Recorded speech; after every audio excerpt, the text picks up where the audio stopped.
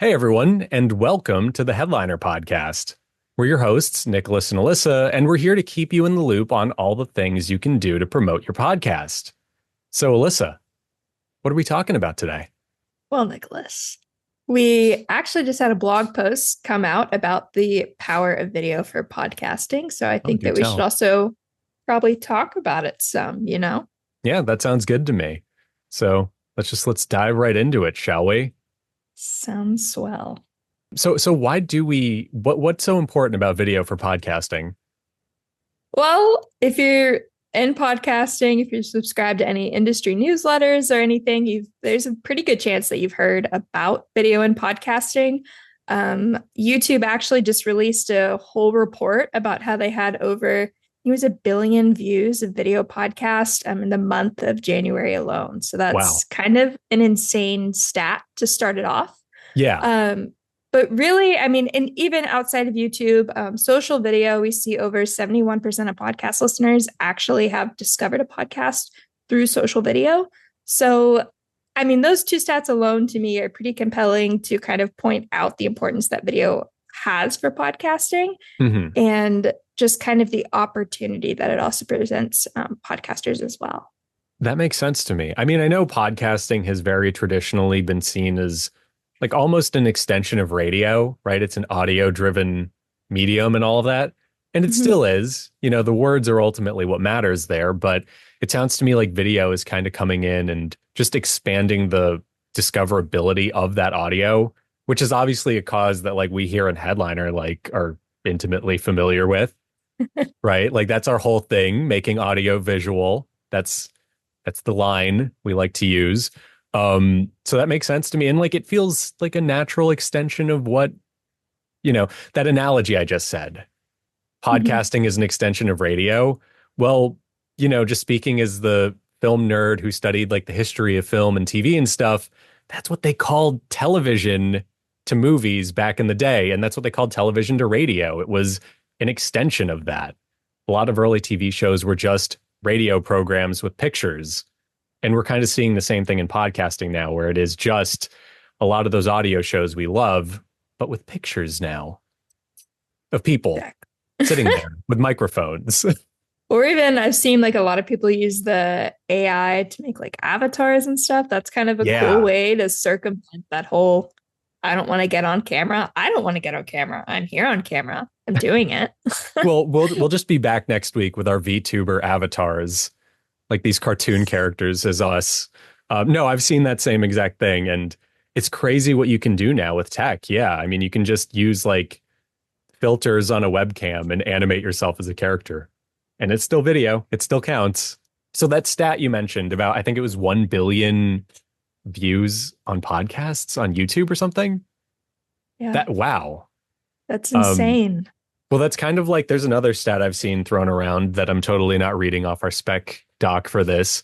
I think it's something to the effect of like, hey, did you know that 1/3 of podcast listeners are on YouTube? Which is, it's obviously a video native platform. So it does kind of just point out like, hey, if you're a podcaster and you're struggling to get more people listening, or you just want, maybe you're not struggling, maybe you're cream of the crop and you're on top and you're just like, hey, I want to get even more people. Yeah, get on YouTube if you're not already and consider organic video. Exactly. I mean, YouTube, it really does kind of open up to more of a global audience. So a lot of, and again, you've mentioned the idea of kind of discoverability.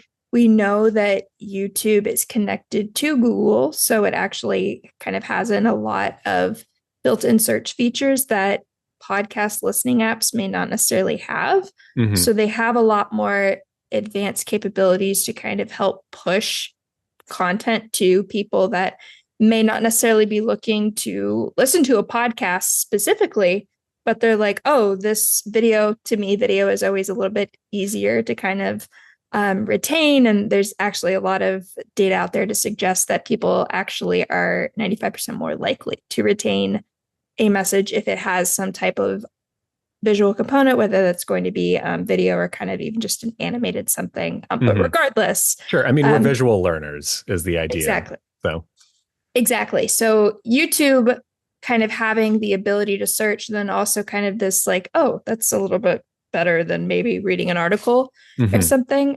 It's a little bit more appealing to people, but also it has the global scale to it. So Yeah. that's one really big advantage that video kind of has living in YouTube specifically.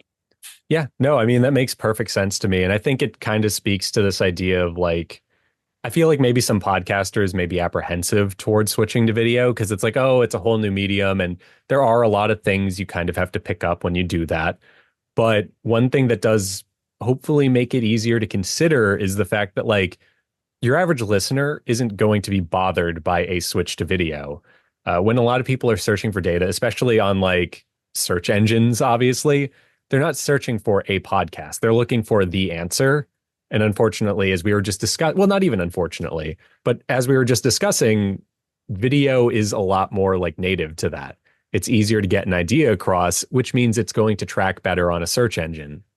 And yeah, I mean, to that end, look, we've already been talking about YouTube, but we didn't even talk about like the other place where video gets to live, social media, social videos.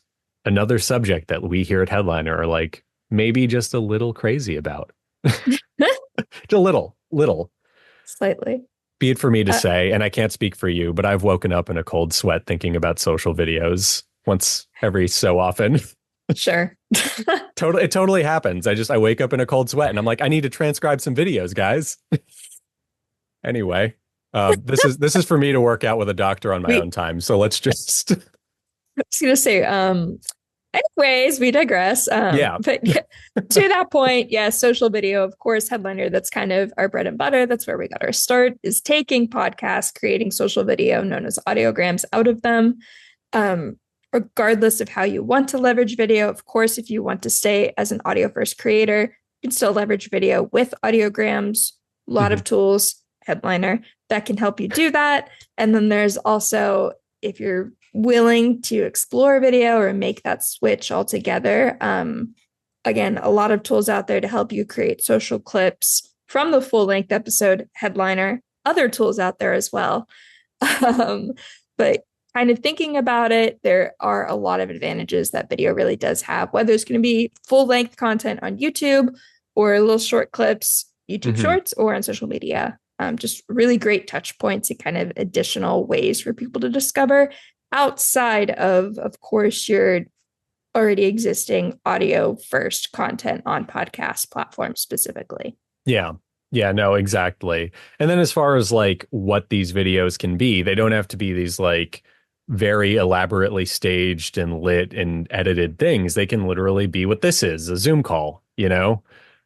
So long as you're really just kind of talking on camera with a microphone, you're doing more than enough. That is, I don't remember the exact stat, but a stat was actually published like just a week or two ago about how many podcasts are recorded remotely and how they're recorded remotely. And like far and away, Zoom is still like number one, I think, on that Yeah. list. Yeah. So I mean, it is free. Like yeah, most people, I think the average length of a podcast, and don't directly quote me on this, I think it's 27 minutes is kind of that average sweet spot that we see maybe. out I there. always assume 45, but maybe that's just what I listen to. I don't know. I could be very wrong. Um, Zoom, I believe their free platform allows you to record up to 40 minutes of Yeah. video content. And that's really fine for podcasts, especially if you're going longer, then, maybe consider upgrading. If you're keeping it under that 40-minute mark just for the raw recording, Hmm. you're probably fine to just stick with that. And I also kind of want to, while I'm on my soapbox, stay on it. The quality of your video, like Nicholas said, it doesn't necessarily matter as much to your listeners. What's really important to listeners is kind of this idea of authenticity. So they're seeing your emotions, they're seeing hand gestures, whatever you're doing. It's kind of an extra way for people to connect with what is actually being said. But it just really kind of enhances your message. And your message is still what is going to be most important and what people are going to remember. Again, regardless of how you are recording, but having that video component again just kind of takes it up a little notch. Yeah. No, I mean, I'm completely in agreement with you. Authenticity is everything. Like look at us right now. We're literally just recording this on Zoom because that's what a podcast is, right? A lot of podcasts are exactly that, and it's fine to be authentic. You don't need a dedicated studio space. A simple setup that is functional is more than good enough. You can record it in your home office, your bedroom. I know a lot of podcasts like oh my gosh, what's it called? Fake Doctors, Real Friends, the Scrubs Rewatch podcast.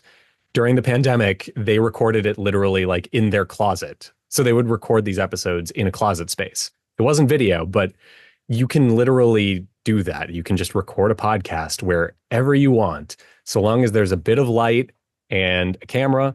And if you don't want people to see your home for whatever reason, just blur it out, you know?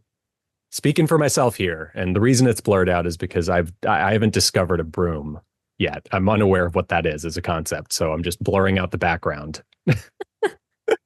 But look, it's simple and it's to the point. You know, you're making video so that you can get more people to listen to your podcast, and when you remember that objective, kind of takes some of the pressure off of making that video perfect.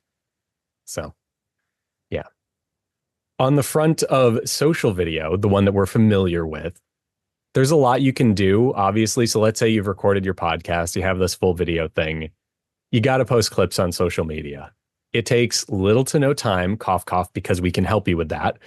But, it's like the easiest way to get people to check out your show. You post a clip on social media, it gets all viral on the TikTok buzzword insert here, and then they're listening to your show. Please, Elissa, save me. Help flesh this out a little bit. Um, yeah, so TikTok, obviously, I see a lot of podcasts on my personal like For You page on my TikTok. Mm-hmm. I'm not searching for these at all. I mean, it's just kind of coming up in like natural algorithm and kind of content recommendations. So it's not even necessarily that you are trying to reach and obtain a listener. It's also kind of an awareness play, which in marketing, that's kind of this idea of, I know I'm doing something, I don't know what's working, but it's working. Those are kind of one of those things. So having social media and being just out there, are you going to see an immediate jump in your listenership? It's very unlikely. Mm-hmm. But you're building a type of community. You're getting your podcast out there, kind of getting familiarity with it. And especially if you have these clips, people are like, oh, that's great. They like it, or they at least watch it. Now, Mm-hmm. these algorithms are able to kind of recognize it and say, okay, X person did this. They're likely to enjoy this type of content. Let me continue to recommend this page specifically to this person or similar types of content. Then you get kind of the cross pollination of, hey, there's other creators like you that have this type of content. So then you get into all of these people's algorithms. And now you're getting in front of people. People are like, okay, I'm really enjoying that. And that's when you're going to start getting that community. You'll likely start to see some listens trickle in, some followers, all that kind of stuff. So it really builds upon each other. It's not an Right. immediate It's a thing. marathon, not a race, kind of. Or marathon, not a Exactly. sprint. It is a race. It Still a is. race. Marathons are, in fact, a race. They are a race. Yeah, they're not fun Yes. races, but they are races. Speak for Um, yourself. yeah. Okay. But yeah, so I never kind of want to set the expectation of, hey, you make social video, you're going viral. I never want to set that expectation with Yeah. people. We've definitely been making social clips for years. We've gotten some clips to have a few thousand views. To me, I'm like really happy with that. Sometimes we only get like 6. That just happens. So you kind of need to maybe assess the type of content that you're making, look at what you are doing. If you're like, hey, I really want to get all in on this video idea, then that's when you can start kind of assessing the content. But to be quite honest, even the ones that have 6, like that's 6 people that wouldn't have seen this podcast, in my opinion. Right. So I'm happy with that. That's such an interesting point because it's super easy to like only look for virality online, but that's still like the 6 people example you just gave.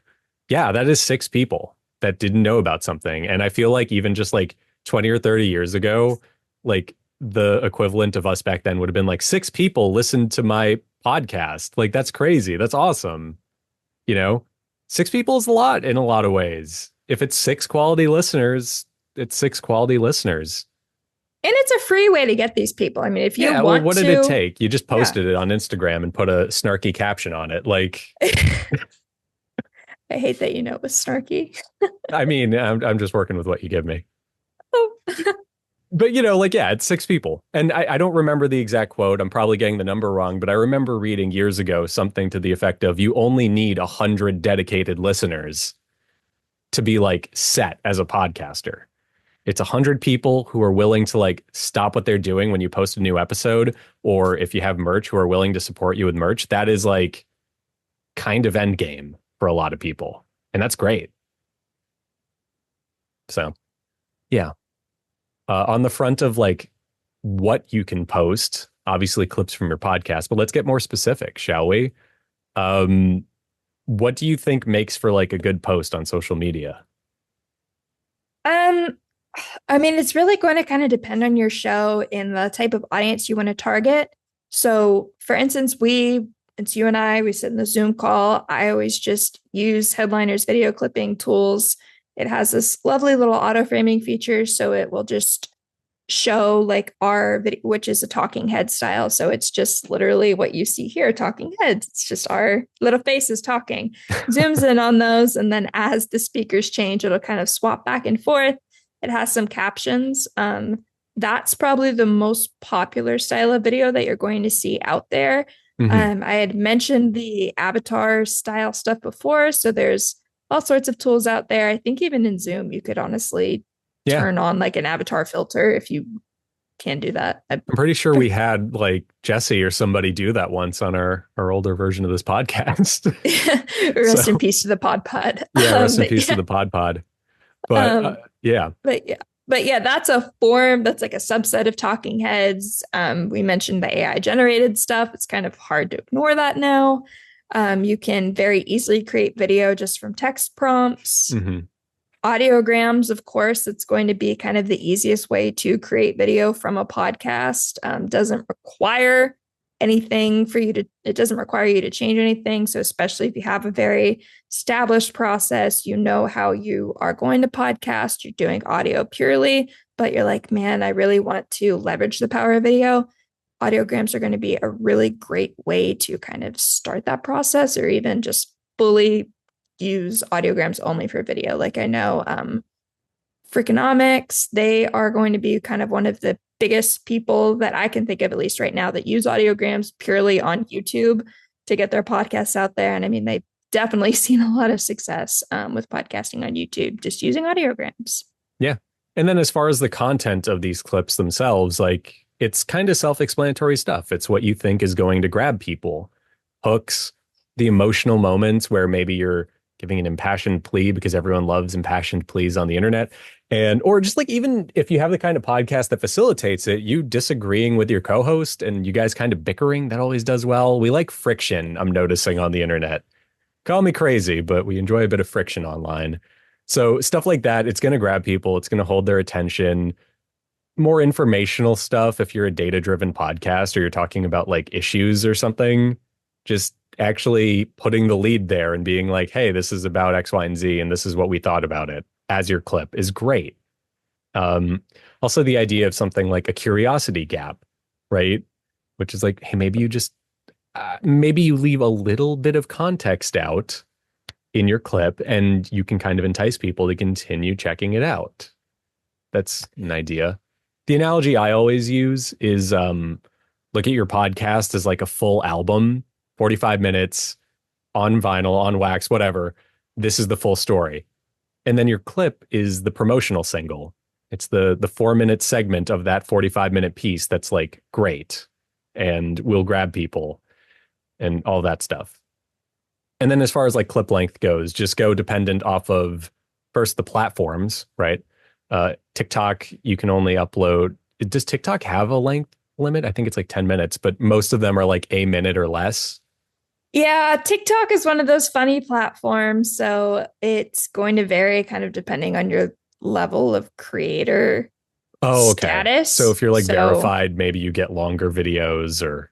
I think so. I'm pretty confident in this. Not Mhm. 100% wouldn't bet money on it or anything. But I do think that TikTok in some instances you can do 30 minutes of video, but Sure. again, I think you have to be verified. You have to have like all sorts of stuff met. So I would say for the average person, probably looking at a solid 60-second clip, I Hmm. would say is probably where you're at with Probably like TikTok. the longest you want to go. Yeah, Yeah. which, and I think that's uploading into TikTok. You can only upload 1 minute. I think if you're recording in the app, then that's when you can start getting closer to those like longer 10-minute type Gotcha. clips. Yeah, that might be it.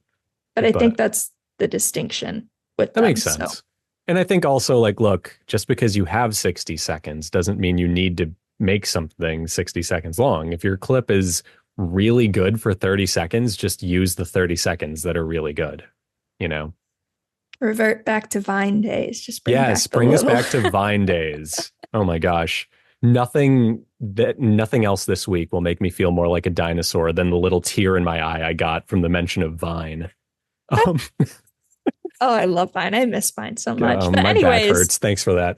Anyway, most important of all, and unlike Vine videos, don't forget to put captions on your clips. That's like arguably one of the most important things you can do, actually.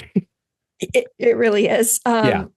Yeah, so captions, I mean, and not necessarily on TikTok, but on other social platforms like Facebook, Instagram, 85% of videos are watched on mute. So Hmm. you can only imagine, like, if our mouths are just moving, there's no sound coming out. That's a little weird, right? I don't know. Maybe Having you're chewing food. I'm not here to judge, but it could be, I don't know, I guess ASMR, that's why I you think need that captions so that we know if you're chewing food or if you're saying something. exactly, but the captions are going to not only make sure that people that are watching on mute for whatever reason are able to actually understand what's going on, it's actually just also going to make your content a little bit more engaging. Kind of going back to what we said in the beginning, the more kind of visual elements there are, the more like jumpy it is. So if you have especially like those karaoke captions where text is changing color or it's changing styles or something, that's you're scrolling and you're like, whoa, there's a couple things going on. Your eyes automatically going to go to that. So you're likely to kind of have 1 to 2 seconds more of attention before people make that decision to scroll. Hopefully you made a great clip, whether you manually did it, you let a clipping tool headliner select it for you, then I'm sorry, I think I'm hilarious. Then again, having just those visual elements is going to kind of hook people in a little bit more naturally. For sure. And look, it's not just like an engagement editing thing, right? We don't have to like I know a lot of people probably hear, "Oh yeah, put colored captions in," and they think like Mr. Beast immediately. Mm-hmm. No, we are not Mr. Beast, and we're not saying to edit your videos like Mr. Beast necessarily. But on the more informational podcast side, there's a lot of value to doing just captions for them anyway.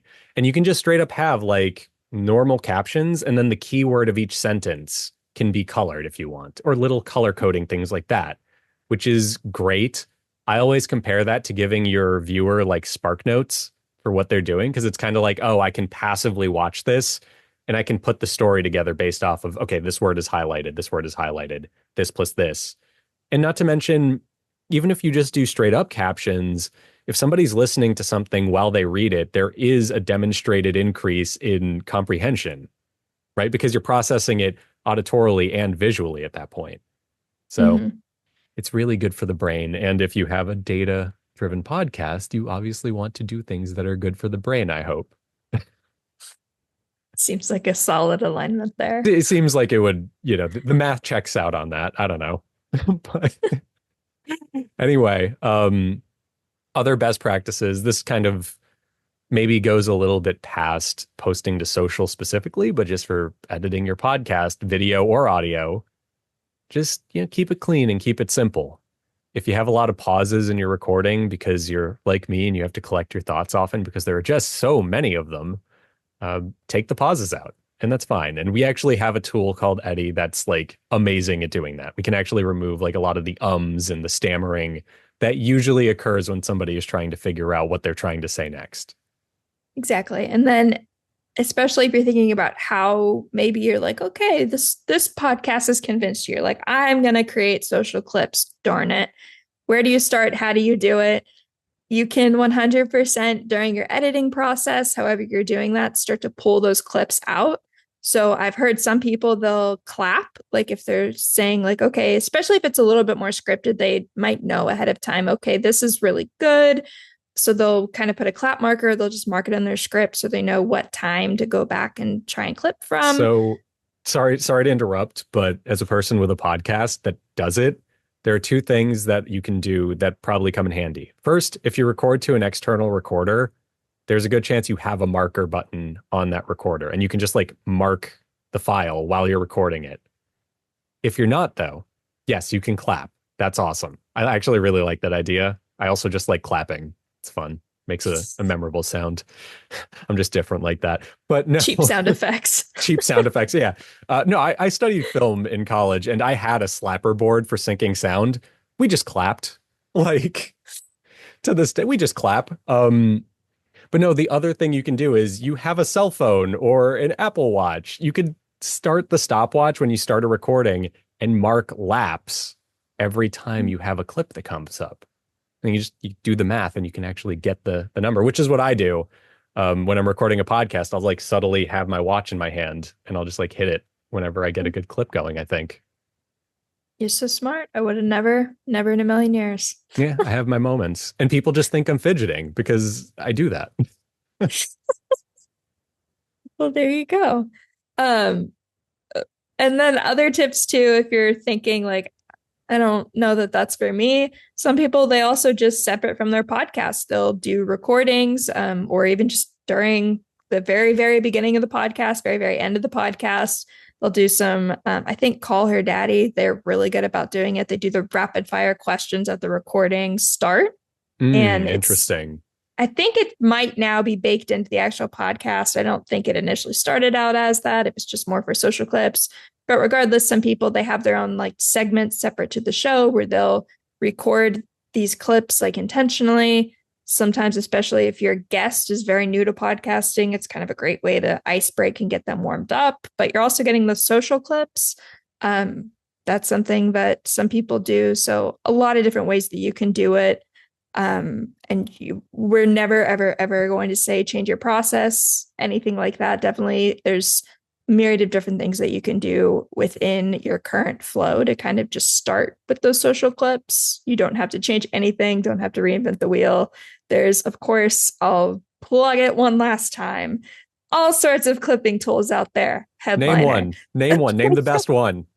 Headliner. They Okay. can automatically kind of pull those clips for you. You can get a like batch clips up to 10 different ones, caption them, do all the things with it. Again, you don't have to use Headliner, but there are advantages to using it. I think you mispronounced you do have to use Headliner because it's just that good. It, can't beat free, man. Can't beat free. Wow. And there it is. There is the subtlest plug for the fact that we're free. All right. Alyssa will be getting an award for that in the mail within like 2 to 3 weeks, probably. But anyway, no, I mean, I think this is all very helpful. The major takeaway from this is, look, video is important.